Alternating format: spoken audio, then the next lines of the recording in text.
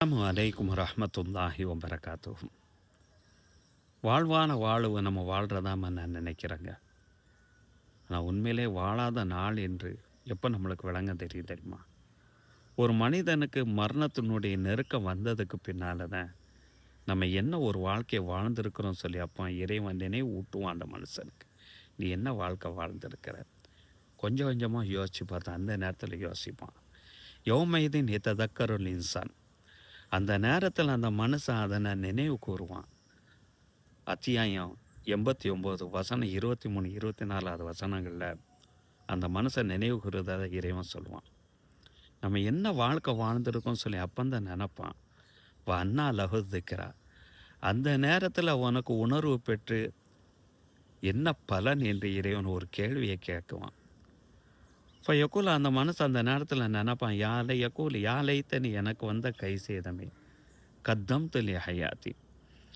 நான் வாழக்கூடிய அந்த வாழ்க்கையில் நல்ல முறையில் வாழ்ந்து பிற்காலத்தினுடைய வாழ்க்கைக்காண்டி நான் ஏதாவது நான் செஞ்சுருக்கணுமே சொல்லி அந்த நேரத்தில் ஒரு மனுஷன் நினைப்போம். உண்மையிலே இந்த உலகத்தில் நம்ம என்ன செய்கிறோம்? எந்த ஒரு உபதேசம் வந்தாலும் அதனை புறக்கணித்து விட்டு நம்ம வாழ்கிறது தான் வாழ்க்கைன்னு சொல்லி நம்ம நினைக்கிறோம். அதனுடைய பலன் நம்ம எப்போ விளங்க வருதுன்னு சொன்னால் மௌத்தினுடைய நேரத்தில் தான்.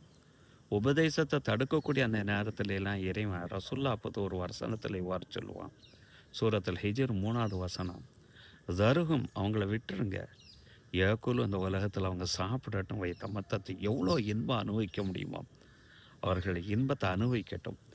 இலுகிகும் நம்ம இந்த உலகத்தில் அவங்க பார்க்கக்கூடிய அந்த ஆசைகள், மேலெண்ணங்கள், கற்பனைகள் அவர்களை அழிவில் ஆழ்த்திருச்சு. ஃபசோஃபையா நம்ம வெகு விரைவில் அவன் விளங்குவான் என்று இறைவன் இந்த வசனத்தில் இவ்வாறு சொல்லி காட்டுறான். உபதேசத்தை புறக்கணிக்கக்கூடிய அந்த சூழ்நிலைகளிலெல்லாம் இறைவன் சொல்லக்கூடிய அந்த வசனம் இதுதான், நீ வெகு விரைவில் உனக்கு விளங்கும். இதனால தான் ரசூல் ஸல்லல்லாஹு அலைஹி வஸல்லம் அவங்க இவ்வாறும் சொல்லியிருக்கிறாங்க. இந்த ஹதீஸ் ஹாக்கிமில் அனஸ் ரலியல்லாஹு அன்ஹுடைய அறிவிப்பின் பேரில் பதிவு செய்யப்பட்டிருக்கும். மனுஹுமானி லா இஷ்பானை, 2 வகையான தேடல் உள்ள மனிதர்கள் ஒருபோதும் அவர்கள் வயிறு நிரம்ப மாட்டார்கள், திருப்தி அடையவே மாட்டார்கள். மனுஹூமுன் ஃபி இல்மின், ஒன்று அறிவு தேடல் உள்ள மனிதர்கள். லா இஷ்போன், அந்த வணக்க வழிபாடுகள், இறைவனை சிந்திக்கிறது, அறிவு சார்ந்து இருக்கக்கூடிய அந்த சிந்திக்கிறது, வாழ்க்கையினுடைய சிந்தனைகளில் அவங்க திருப்தி அடைய மாட்டார்கள். இன்னும் வணக்க வழிபாடுகளில் ஈடுபடணுங்க அந்த சிந்தனை அவர்களை உயர்ந்த இடத்துல கொண்டு போய் சேர்த்துடும்.